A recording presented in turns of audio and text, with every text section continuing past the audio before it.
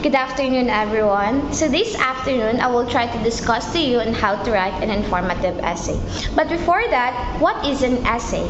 An essay is a word that is derived from the French infinitive essayer, which means to try or to attempt. An English essay first meant to try or to attempt, and it is still an alternative meaning.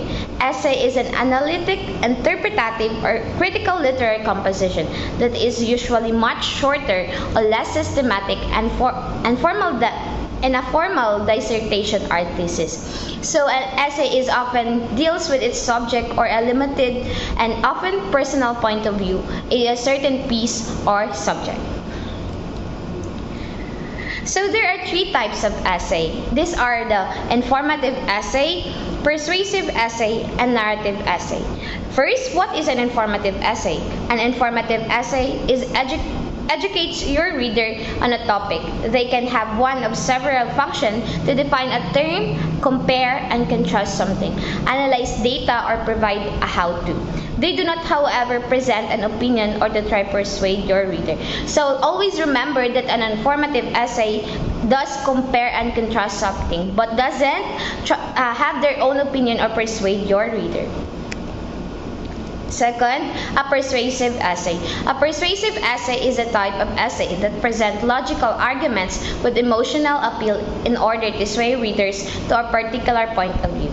Persuasive essay can be both a form of academic writing or a personal writing. From the word itself, persuasive, you want to persuade your readers with your literary piece. So it can be both your personal or a subject writing.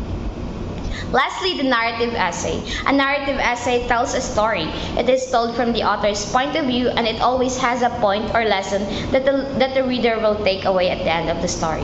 So in the narrative essay, you are narrating the author's point of view, or you are narrating a certain piece of literary. But this afternoon, we will focus in an informative essay.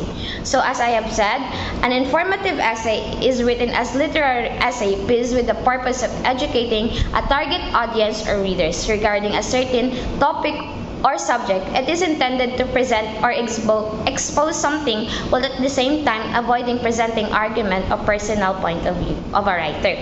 So in an informative essay, you are just informing people, but you are not including your own personal opinion regarding with your essay writing.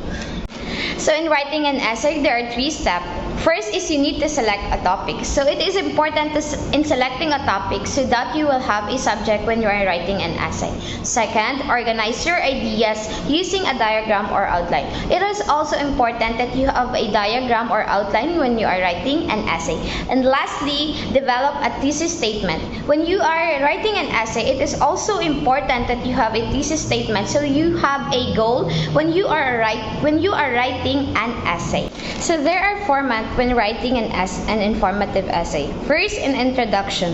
In introduction, you need to discuss an introductory statement and also a thesis statement. You will find the thesis statement in introduction.